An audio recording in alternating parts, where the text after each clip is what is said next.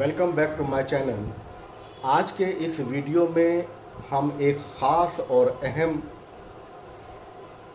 बात की चर्चा करेंगे, जिसमें हम ये देखेंगे कि हम अपने बच्चों को किस प्रकार से स्टेप बाय स्टेप और स्पॉन बाय स्पॉन हम उनको तैयार करते हैं और वो इस तरह से विभिन्न स्टेजेस को पार करते हुए primary school, then middle school and high school और उसके बाद हायर सेकेंडरी स्कूल तक पहुंचते हैं।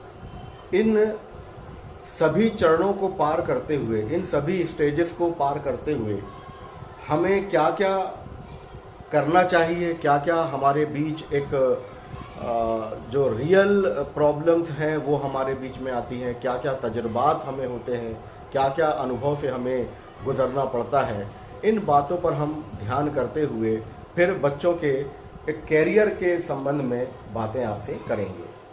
सबसे पहले मैंने देखिए आपको एक डायग्राम यहाँ पर बनाया हुआ है, जिसमें मैं आपसे चर्चा करूँगा कि कौन कौन से सोपान हम तय करते हैं और किस तरह से हमारा बच्चा आगे चलकर वो इस पढ़ाई के पास आता है।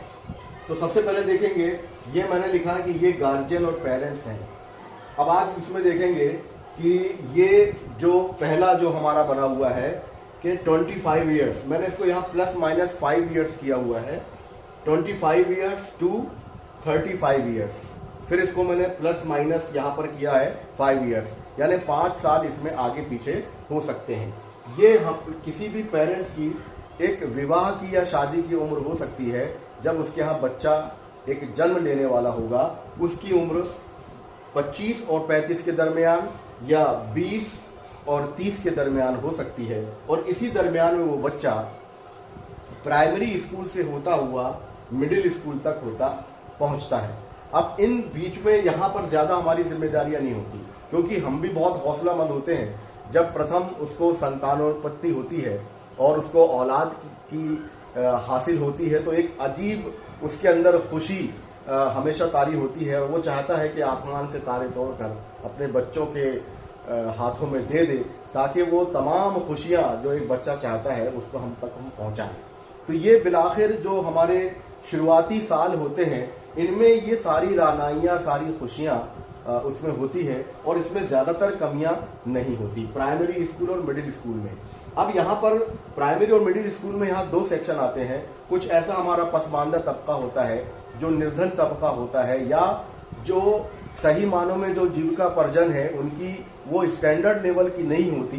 तो इसी दौरान ये यहाँ से ये समस्या भी शुरू हो जाती है कि प्राइमरी स्कूल के बाद जब वो मिडिल स्कूल में पहुँचते हैं तो एक ड्रॉप आउट की प्रॉब्लम उनमें होने लगती है।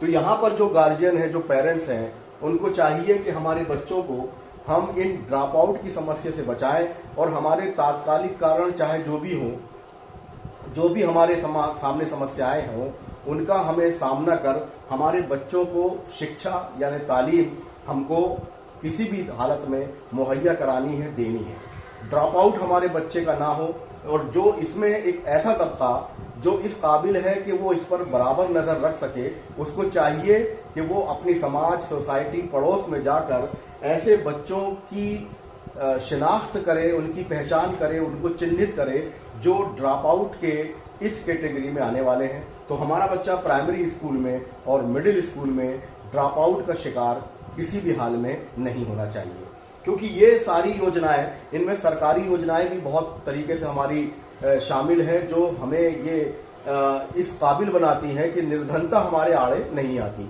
बहुत सी फैसिलिटीज़ हैं, बहुत सी सुविधाएं हैं, स्कॉलरशिप से लेकर साइकिल तक उनको और निःशुल्क पुस्तकें उनको दी जाती हैं। तो बहरहाल अगर किसी के अंदर ये इच्छा शक्ति है कि मुझे अपने बच्चों को तालीम याफ्ता बनाना है, शिक्षित करना है, मैं जाहिल बच्चों का माँ बाप ना कहलाऊं, तो उसे कोई वजह नहीं है कि बच्चा प्राइमरी स्कूल में और मिडिल स्कूल में आकर वो ड्रॉप आउट का शिकार हो जाए।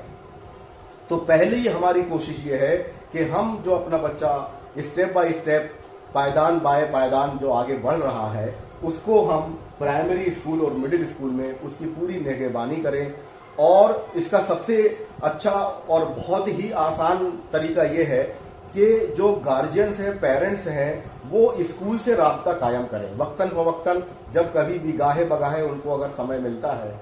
तो जिस प्रकार हम गाहे बगाहे बाजार भी जाते हैं और हम गाहे बगाहे अपने जो मनोरंजन के साधन हैं उनको भी देखने जाते हैं, टॉकीज जाते हैं, सर्कस जाते हैं, या किसी ऐसे इवेंट में जाते हैं, बहुत सारे खेल तमाशों में जाते हैं, तो हर जगह जाने की अगर हमें मोहलत मिल रही है, हमें टाइम मिल रहा है, तो क्यों ना हम अपने बच्चों पर हफ्ते में या महीने में कम से कम एक बार पहुंचे और अपने बच्चों की खबरगिरी करें कि वो सही मानों में स्कूल जा रहा है या नहीं जा रहा है। इसमें एक चीज़ ये है कि वो बच्चों की संगत पर भी नज़र डालें कि हमारा बच्चा किन लोगों के साथ में रह रहा है। तो जिस तरह से हम उसकी किफ़ालत करते हैं, उनके खाने में, पहनाने में, हर चीज़ में हम उनकी, जब तबीयत ख़राब हो, बीमार हो, खुदा न खास्ता, तो हम उनकी पूरी तरह से उनकी परवाह करते हैं, वही जज्बा, वही शौक़ हमें उनकी तालीम और शिक्षा में भी होना चाहिए। पेरेंट्स से केवल इस तरह पर इतनी ही रिक्वायरमेंट है कि बच्चा उनका रेगुलर स्कूल जाने वाला हो जाए। तो ये जो उम्र है 25 और 35 के बुनियाद पर, तो आपके पास ज़्यादा जिम्मेदारियां नहीं है। आप इसमें अगर अपनी खुद की अगर ग्रोथ करना चाह रहे हो, आगे बढ़ना चाह रहे हो, तो यही वो वक्त है जिसमें आप अपने आप को भी परवान चढ़ा सकते हैं। चाहे आप अपने आप को जो स्टेप बाय स्टेप जो सामाजिक और सोसाइटी है उसमें आगे बढ़ाना चाहते हैं, खुद को तालीम याफ्ता करते हैं, खुद का रोजगार अगर आप अपनी तरफ से आगे और बढ़ाना चाहते हैं, तो ये आपके पास एक काफ़ी वक्त होता है कि जो कुछ भी आपको करना हो वो 25 to 35 ईयर्स के बीच में इनमें दरमियान कर लें, जब बच्चा आपका प्राइमरी और मिडिल लेवल पर आ रहा है। इसके बाद जो सबसे ज़्यादा जो आपके लिए ध्यान देने वाली स्टेज शुरू होती है वो हाई स्कूल। ये मैंने देखिए हाई स्कूल लिखा हुआ है और ये हायर सेकेंडरी स्कूल। तब तक आपकी उम्र जो है वो 35 प्लस माइनस, मैंने यहाँ भी 5 किया है, यानी 5 आपकी ज़्यादा भी हो सकती है, कम भी हो सकती है, जैसे जिसके हालात है सामाजिक स्तर पर वो। लेकिन एक जो मोटा मोटी मैंने यहाँ पर जो तय किया है वो है 35, ओवरऑल 35 to 45 ईयर्स अगर आप पहुँच रहे हैं तो इसमें आपका बच्चा हाई स्कूल में या हायर सेकेंडरी स्कूल में होता है।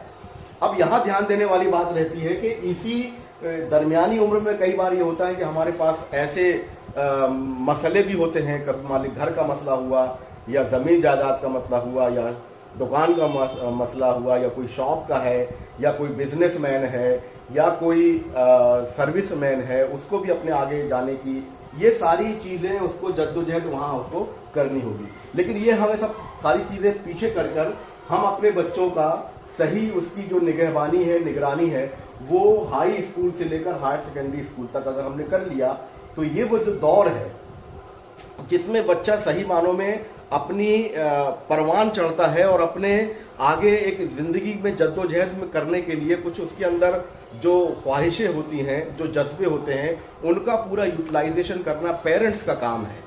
हम जिस तरह से अपनी जायदाद बनाने में काम करते हैं, अपनी दुकानदारी बनाने में करते हैं, या हम अपने आप को फाइनेंशियल स्ट्रेंथ देने में जितनी हम कोशिश करते हैं, उतनी ही स्ट्रेंथ हम अपने बच्चों की स्टडी में और उनकी तालीम में हम दें। एक चीज़ मैंने और ये लिखा हुआ है, देखिए तालीम के साथ जो है ये तरबियत से हम फरार हासिल नहीं कर सकते।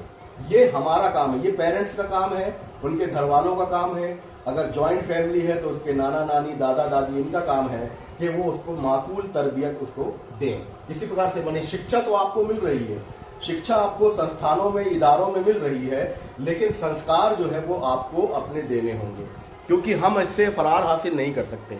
अगर खुदा न खास्ता कोई ऐसा एडवर्स रिमार्क हम तक पाते हैं तो उसकी जिम्मेदारी हमें भी ओढ़नी पड़ेगी कि हमने बच्चों को शिक्षा तो दी लेकिन हमने संस्कार में कहीं कमी की, तालीम तो दी लेकिन हमने तरबियत में कहीं कमी की। इस बात को हमें मानना पड़ेगा कि हमारी कमी कहीं ऐसा ना हो कि हमारी सारी कोशिशों पर पानी फेर दे। लेकिन ये सारी चीज़ें हो सकती हैं बहुत आसानी से। हाई स्कूल और हायर सेकेंडरी स्कूल तक हमारा बच्चा पहुंच जाता है, यहाँ पर ज़्यादा उसको कोशिश करने की ज़रूरत नहीं होती। एक चीज़ और है, मैं आपसे यहाँ कहूँगा, एक 2 वर्ड आते हैं, एक होता है ट्यूशन और एक होती है कोचिंग। इन दोनों चीज़ों की आज का जो दौर है, एक पहले ज़माना होता था कि एक जो बीच में डिफरेंसेस थे वो बहुत कम होते थे, यानी बच्चों के फर्स्ट डिवीज़न बनते थे, कुछ लोग उसको सेकंड डिवीज़न भी कहते थे, गुड सेकंड डिवीज़न भी कहते थे, और निम्नतर स्तर बहुत कम होता था। आजकल ये खाई जो है बहुत ज़्यादा बढ़ गई है। एक तरफ स्टूडेंट जो है 100% तक लेकर आ रहा है। आपने देखा होगा कि नीट में क्वालिफाई को करने में 722 आउट ऑफ 720 मार्क्स वो ले रहे हैं, माने 720 में से 720 मार्क्स ले रहे हैं। इसी प्रकार से जेई में भी आपने देखा होगा कि कई बार ऐसा हो चुका है कि स्टूडेंट ने पूरे मार्क्स वहाँ पर ले लिए हैं। तो ये जो स्पॉन है, ये खाइयाँ बढ़ती चली जा रही हैं। तो वहाँ एक तरीका ये होता है कि ट्यूशन तो सिर्फ हमारा जो स्कूल एजुकेशन है उसमें परसेंटेज को एनहेंस करने में काम आता है, लेकिन ओवरऑल जो कोचिंग होती है, जो ट्रिक्स होती है किसी एग्जामिनेशन को क्रैक करने के लिए, वो आगे हम बात करेंगे कि किस तरह से हायर सेकेंडरी स्कूल में कंपटीशन की ज़रूरत पड़ती है और हमारा बच्चा वहाँ तक जब तक पहुँचता है तो हमें एक माकूल रकम इस दौरान तैयार करनी चाहिए। जब आप 35 to 45 हैं तो आप या फिर इनमें से रकम निकाल के, यानी 35 साल की उम्र से आप कुछ जो है रकम उसकी ऐसी जोड़ना शुरू कर दें ताकि वो जो कुछ एक डेस्टिनी है उसकी, अगर बच्चे की ख्वाहिश है वहाँ तक जाना होता है, तो ये हमें इस हकीकत को स्वीकार करना पड़ेगा कि बगैर हम उसको माकूल कोचिंग उस सिमत में देकर या ट्रिक स्टडी जो है, ट्रिक स्टडी आप समझ रहे हैं कि वो ऑनलाइन भी हो रही है और ऑफलाइन भी आजकल हो रही है, बगैर उसके बच्चा किसी भी तरह का कंपटीशन, हाँ एक तो अगर ऐसे हो टैलेंटेड हो, वो ईश्वर की तरफ से जिनको हो, तो वो मुश्किल से बहुत 0.5% या 1% स्टूडेंट जैसे हो सकते हैं। लेकिन ओवरऑल बात मैं कर रहा हूँ कि नॉर्मल स्टूडेंट भी हमारे जो लीडिंग एग्जामिनेशंस हैं after 10th and after 12th, they can also qualify this kind of examination if they devote such kind of study and they include this kind of study here. अगर वो इस तरह के study को यहाँ पर include करते हैं then they also crack the competitive examination, no doubt at all. तो उसमें ये देखना है। तो आपको इस वाली उम्र में अब आपको हमारी अपनी ख्वाहिशात जितनी है उनमें थोड़ी सी कमी तो मैं नहीं कहूँगा, लेकिन थोड़ा सा ध्यान हमारे स्टूडेंट्स का भी या हमारे बच्चों का भी रखना पड़ेगा। चाहे वो लड़कियां हों चाहे लड़के हों, दोनों को ही हमारी निगरानी की और तरबियत की ज़रूरत है। इसमें कोई कैद नहीं है कि हम सिर्फ लड़कों को आगे बढ़ाएं और लड़कियों को ही ना चांस दें, बल्कि अगर हम जिस तरह से हम अपने संस्कार और अपनी तरबियत हम बच्चों को देंगे तो निश्चित रूप से वो भी हमें कोई शिकायत का मौका नहीं देंगे। अभी हम एक बात और करेंगे जिसमें स्टूडेंट्स की भी बात हम करेंगे। अभी हम पेरेंट्स पर ज़्यादातर जोर दे रहे हैं। पेरेंट्स इसमें फरार हासिल नहीं कर सकते। हम बच्चों को कब तक दोष देते रहेंगे कि उन्होंने ऐसा नहीं किया या उन्होंने उसका बदला नहीं दिया। उसके बदले में जब वक्त अगर रहा है तो हमने उनके लिए क्या किया है, ये हमें लम्हे फिक्रिया एक होगा हमारा जिसमें हमें सोचना पड़ेगा। बहरहाल पढ़ाई किसी भी सिमत में हो, पढ़ाई कभी ज़ाया नहीं होती। कोई इंसान ये नहीं कह सकता कि मैंने ये इतना इल्म हासिल किया, इतनी पढ़ाई और शिक्षा हासिल की और ये शिक्षा मेरे कोई काम नहीं आई। अगर वो ऐसा कह रहा है तो उसने सही सिमत में सही शिक्षा उसने हासिल नहीं की या वो झूठ बोल रहा है। ऐसा हो ही नहीं सकता। ये तो ईश्वर का एक तरीका है कि जिसने जिस लाइन में जहाँ पर भी जिस जगह जद्दोजहद की है उसको वहाँ का उसको परिणाम जो है पॉजिटिव ज़रूर मिलता है। इसमें कोई दो राय नहीं है या इसमें कोई नो वाली बात इसमें नहीं आएगी। तो मैंने ये जो ग्रेजुएशन दिखाया इसमें आप देखें कि ये जो हमारी 35 to 45 की जो एज में हमारे पेरेंट्स पहुंच रहे हैं और इसी उम्र में बच्चा हमारा 15, 16, 17, 18, 19, 20 को पहुंच रहा है, ये दोनों के लिए अब फिक्रमंद वाले हालात हो जाएंगे कि वो इस तरह की स्टडी यहाँ पर करे। अब अगर वो higher secondary school, high school में भी अगर वो ज्वाइन करना चाहता है तो बहुत सारे शॉर्ट टर्म कोर्स यहाँ पर भी हैं, कंप्यूटर कोर्सेज भी हैं, ITI भी इसको एक साथ में कोर्सेज हैं जो आफ्टर 10th भी अगर वो ज़रूरत समझता है तो इन कोर्सेज को, शॉर्ट टर्म कोर्सेज को कर वो नौकरी पा सकता है। अगर वो थोड़ा सा हायर एजुकेशन की तरफ जा रहा है, क्योंकि उसको ख्वाब भी तो देखने चाहिए, ख्वाब जब तक वो देखेगा नहीं तो उसको पूरा करने की कोशिश कैसे करेगा। तो अब इसमें हमें दोनों तरह से हायर सेकेंडरी स्कूल जब वो पास कर रहा है और जो लीडिंग एग्जामिनेशन है उसमें अगर उसका सब्जेक्ट PCM में है तो सबसे लीडिंग एग्जामिनेशन ये कहलाते हैं JEE मेंस। इसमें इंजीनियरिंग कॉलेज मिलता है जिसमें वो BTech करता है और JEE एडवांस करने के बाद वो IIT जाता है। इन्हीं में एक और है बैचलर इन टेक्नोलॉजी, यानी BTech करता है, bachelor of computer applications, merchant navy यानी नॉटिकल साइंस भी वो कर सकता है, पायलट इंडियन फ्लाइंग स्कूल से वो पायलट भी कर सकता है जिसमें मिनिमम रिक्वायरमेंट जो है ग्राउंड की आवर्स होती है यानी 80 घंटे और 200 घंटे उसको फ्लाइंग करना होता है, तब उसको कमर्शियल पायलट लाइसेंस मिलता है, CPL मिल जाता है उसको, कमर्शियल पायलट लाइसेंस उसको मिल जाता है। और दूसरा एक तरीका उसको NDA में भी जाने की है। अगर वो NDA में जाता है तो वो सारी सरकार जिम्मेदारी जो है वो गवर्नमेंट की हो जाती है कि वो उसको किस स्टेज पर जाकर वो कहाँ पर पार कर सकता है। तो मेन एग्जामिनेशन 12th के बाद PCM के हैं और PCB यानी बायोलॉजी अगर किसी ने लेके पढ़ा है तो उसके लिए लीडिंग एग्जामिनेशन तो नीट होगा। यानी अगर वो इसकी तैयारी कर रहा है, अब चाहे वो नीट की तैयारी करे चाहे वो JEE की करे, इसमें पेरेंट्स का पैसा खर्च होने वाला है। एक नॉर्मल स्टडी में बहुत कम होता है। इसका देखिए एक सिंपल सा तरीका ये है कि अगर मान ली जाए उसने 12th बहुत ही नॉर्मल तरीके से सामान्य परसेंटेज लाकर किया और नीट और JEE के एग्जामिनेशन वो कर सकता है, लेकिन वो पेपर वो 4 घंटे 5 घंटे में करेगा। लेकिन अब बताएं कि 4 या 5 घंटे में उसको पेपर नहीं करना है, उसको 2 घंटे 40 मिनट में या 2 घंटे 45 मिनट में उसको पेपर करना है। और इतने पेपर वो तभी कर पाएगा इन क्वेश्चंस को जब उसके अंदर ट्रिक्स होंगी। तो ये जो कोचिंग है, ट्यूशन और कोचिंग में ये फर्क है। ट्यूशन जो है वो हमारे सब्जेक्ट को समझाने का काम करता है, जबकि कोचिंग जो है वो हमारी स्पीड और हमारी जो ट्रिक्स हैं उसको एनहेंस करता है, तो ताकि हम जो है क्रैक कर सकें इस तरह के कॉम्पिटिटिव एग्जामिनेशन। अगर हम आफ्टर 12th अगर हम अपना कैरियर तलाश कर रहे हैं तो इन जो लीडिंग एग्जामिनेशन हैं ये हमें देना चाहिए। इसमें ज्यादातर जो है PCM और PCB इसको तो है, लेकिन एक बात आपको जानकर हैरत होगी कि सबसे ज्यादा चांसेस और सरकारी नौकरी के मिलने के चांसेस जो है वो आर्ट्स फैकल्टी में है।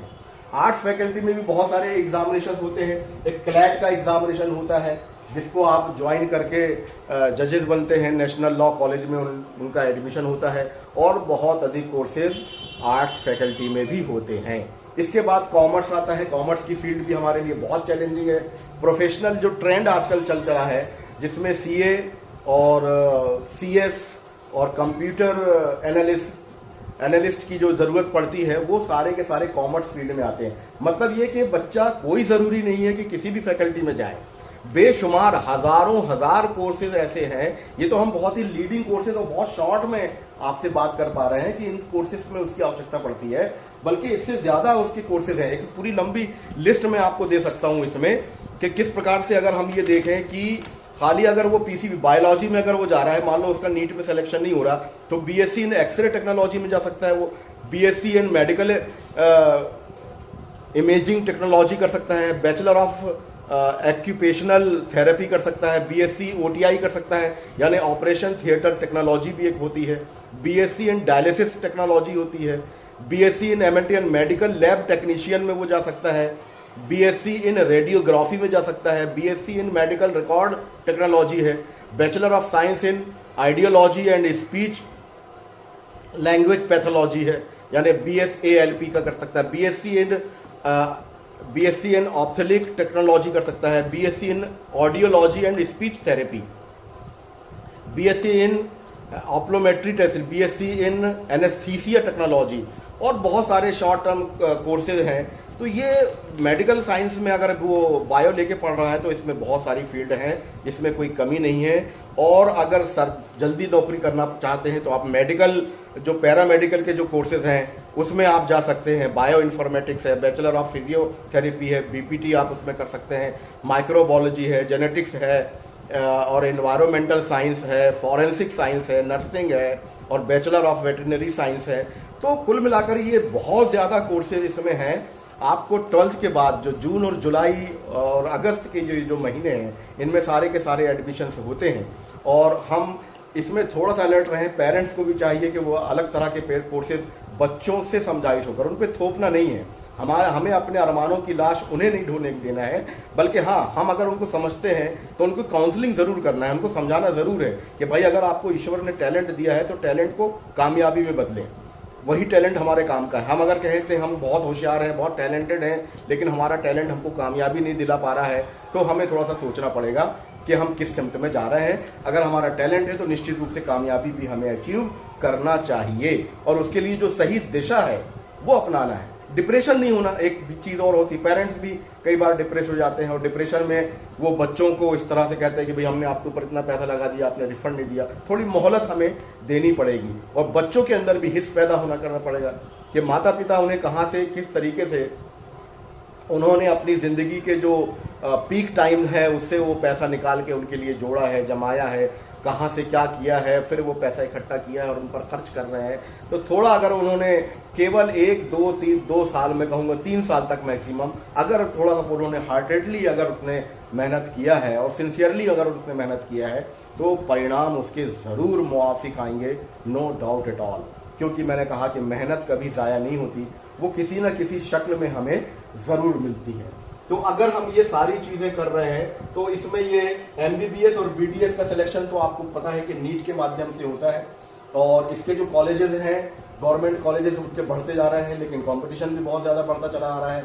लेकिन ऐसा नहीं है, इसमें ये जो नीट है और इसी तरह से कॉमर्स में जो CA है, तो मेरा ये पर्सनल अनुभव है कि मेरा एक बेटा जो है नीट 2019 में उसने ऑल इंडिया रैंकिंग के साथ क्वालिफाई किया और एक दूसरा बेटा जो है वो मेरा CA फाइनल एग्जामिनेशंस में है। तो ऐसा नहीं है कि ये कोर्स करने में होते नहीं हैं, हो जाएंगे, लेकिन इसमें थोड़ा हमें जब्त करना पड़ेगा, थोड़ा पेशेंस रखना पड़ेगा, थोड़ा धैर्य रखना पड़ेगा और धैर्य के साथ साथ जो एक थोड़ा सा स्ट्रेस हम ले लेते हैं, कई बार पेरेंट्स भी ले लेते हैं, बच्चे भी ले लेते हैं, वो स्ट्रेस को हमें कम करना है। हमें तो ये सोचना है कि हमें स्टेप बाय स्टेप आगे करना है। कल क्या होगा उसकी मत सोचिए, आपके पास जो वक्त है, समय है, और मैं अक्सर स्टूडेंट से ये कहता हूं कि आप नींद भर सोएं और अच्छा अपना टाइम लें, लेकिन जो उठने के बाद टाइम कभी सोने से खराब नहीं होता, उठने के बाद खराब होता है। फिर ये तो आपको एक एक लम्हा, एक एक क्षण जो है वो आपको काउंट करना पड़ेगा और ये केवल और केवल 2-3 साल की बात रहती है।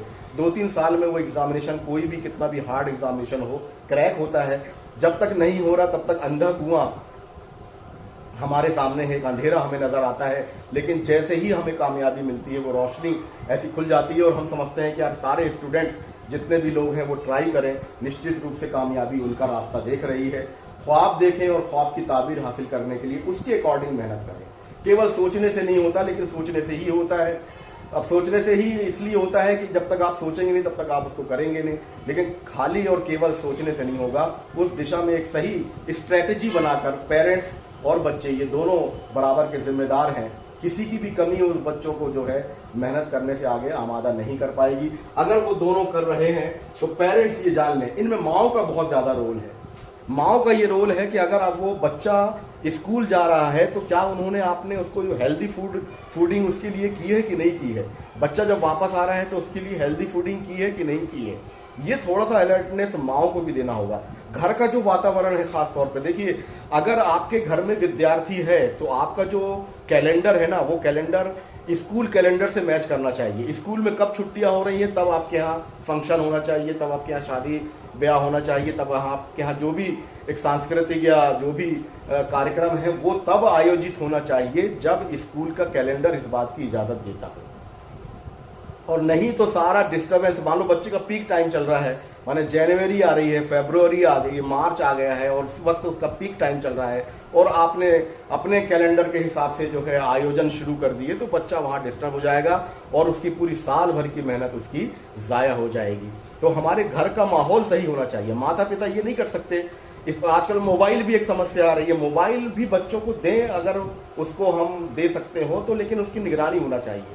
बल्कि इन स्टैंडर्ड पे हाई स्कूल और हायर सेकेंडरी के बच्चों को मोबाइल न देकर उनको डेस्कटॉप दे दे, लैपटॉप भी नहीं, डेस्कटॉप, क्योंकि डेस्कटॉप तो वो आपकी नजरों के सामने ही यूज करेगा। और नो डाउट कि टेक्नोलॉजी की हमें जरूरत है, नई नई इंफॉर्मेशन अगर उसको फ्रिक्वेंटली चाहिए, एट द मोमेंट चाहिए उसको, वो सारी की सारी मुहैया हो जाती है, वो न्यू टेक्नोलॉजी। तो न्यू टेक्नोलॉजी को जो यूटिलाइज करके स्टूडेंट आगे बढ़ता है वो बहुत जल्दी कामयाब होता है। मिस यूज उसका नहीं करना चाहिए।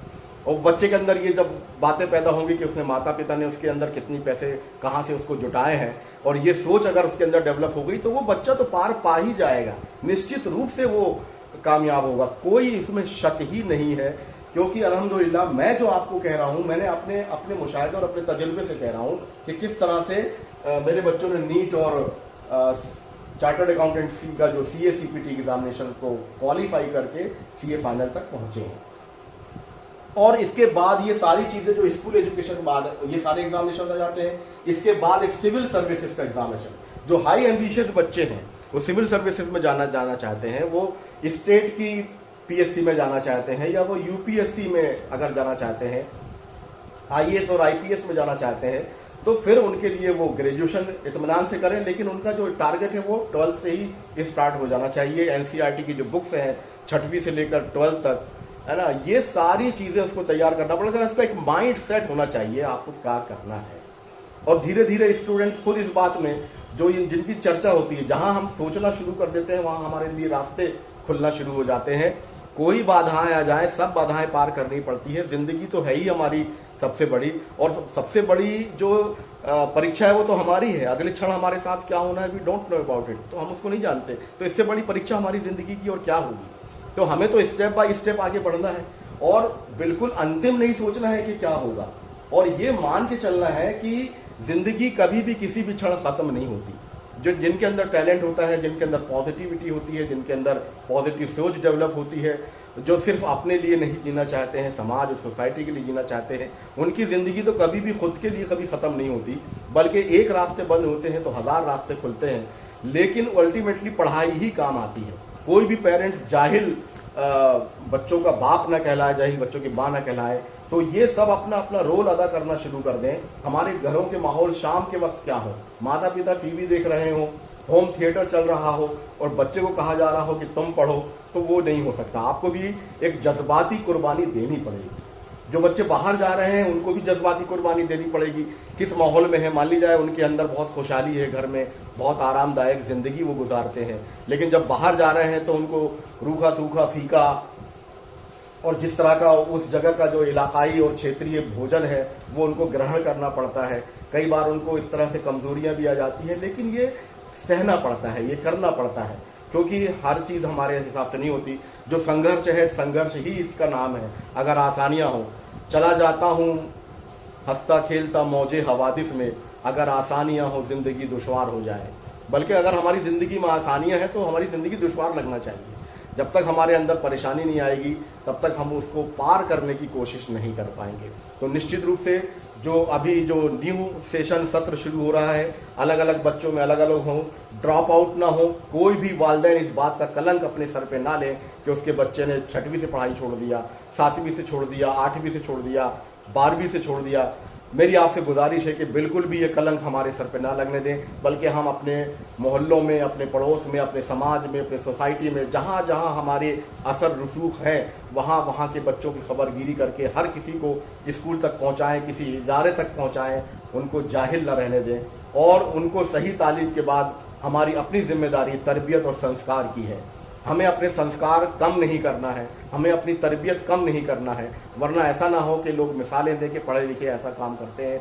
वो लोग करते हैं जिनको सही तरबियत नहीं मिलती, वो लोग करते हैं जिनके सही संस्कार नहीं होते। अगर हमारे संस्कार सही है, हमारी तरबियत सही है, तो निश्चित रूप से हमारे बच्चे भी सही लाइन में चलेंगे। ये थोड़े दिनों की मेहनत है, स्टेप बाय स्टेप करते जाइए। अंतिम परिणाम की तरफ हमें ज़्यादा ध्यान नहीं देना है, बल्कि जो वक्त हमारे हाथ में है वो करना है। और इस तरह से बहुत सारी बातें मुझे आपके साथ तो करनी थी इस सिलसिले में कि पेरेंट्स की बहुत जिम्मेदारी है। पेरेंट्स इसमें फरार हासिल ना करें और जहाँ से जो सहूलियात हमको मिलती है हम अपने बच्चों के लिए वो सारी चीज़ें उनको जुटाने की कोशिश करते रहें और हर लेवल पर उन्हें देखें, जब वो प्राइमरी में हो तब, जब वो मिडिल में जाए तब, जब वो हाई स्कूल में है। और पेरेंट्स जो है स्कूल से कॉन्टेक्ट बनाने की कोशिश करें। जितना आप फेमिलियर होंगे अपने स्टूडेंट्स के टीचर से, उतनी ज़्यादा आपको बच्चों की मालूमात मिलती रहेगी, एक एश्योरेंस आपको मिलता रहेगा और एक आपको फीडबैक भी मिलता रहेगा कि आपका बच्चा बिलाखिर कर क्या रहा है। तो हमारी ज़रूरत है कि हम जिस तरह से उनकी किफ़ालत करते हैं खाने में पीने में, उस तरह से उनको तालीम याफ्ता ज़रूर कराएं। देखिए, तालीम एक ऐसी रोशनी है जो हमारे लिए उजाला फैलाएगी और आपने हमारे आंगन में खेलने वाला ये जो बच्चा है वास्तव में ये एक रोशन मीनारा है, इसमें रोशनी फूटने वाली है। आइए हम इस उजाले का इस्तकबाल करें, इस रोशनी का हम स्वागत करें और उनके लिए जितनी भी कोशिश हो हम अपनी तरफ से ज़रूर करें। और उम्मीद है कि यही रोशन मीनारा जब एक उजाला देने वाला बनेगा तो हमारा समाज और हमारी सोसाइटी, हमारा ख़ानदान हमारा मुल्क, हमारा देश और जहाँ जहाँ तक इसकी रोशनी फैलेगी वो बग़ैर किसी सरहदों के पार कर तक फैलेगी। और ये रोशनी को आज हम जितना मौका देंगे ये रोशनी उतनी ही ज़्यादा उभरेगी। तो यही आपसे कहना था कैरियर काउंसलिंग के लिए। और एक एप्टीट्यूड टेस्ट भी होता है, बहुत शॉर्ट में बता दूं मैं आपको, API test, aptitude personality interest. ये बच्चे की सब्जेक्ट काउंसलिंग होती है। हम कैरियर काउंसलिंग की तो बात करते हैं लेकिन सब्जेक्ट काउंसलिंग की तरफ बहुत कम जाते हैं। एक्सपर्ट्स हैं इसके भी, उनसे भी अगर आप जो इस काबिल हों वो कांटेक्ट करें और API टेस्ट भी उनका करें। वो बिल्कुल एक पिन पॉइंट बता देते हैं कि बच्चा किस फील्ड में जाने के लिए ज़्यादा इंटरेस्टेड है। अपनी मर्जी ना थोप कर बच्चे की मर्जी जाने। हाँ, मशवरा ज़रूर दें, पेरेंट्स का ये फ़र्ज़ है कि वो बच्चे को सही गलत की तमीज़ कराए। और जितना हम बच्चों के लिए करेंगे निश्चित रूप से मैं गुजारिश करूँगा माँओं से कि वो सबसे ज़्यादा बच्चा उनके पहलू में रहता है, वो अपनी जितनी ज़्यादा कुर्बानियाँ बच्चों को इन 4-6 सालों में देंगे उतने बेहतर रिज़ल्ट आएंगे। और अगर आपको पसंद आया हो तो मेरे चैनल को आप सब्सक्राइब करिएगा। ज़रूर मैं आपको इस तरह की और भी इन्फॉर्मेशन और वीडियोज़ और इंग्लिश स्पीकिंग कोर्स के आपको देता रहूँगा। और आप मुझे सुन रहे हैं इसका आपको बहुत बहुत शुक्रिया। Thank you for watching me.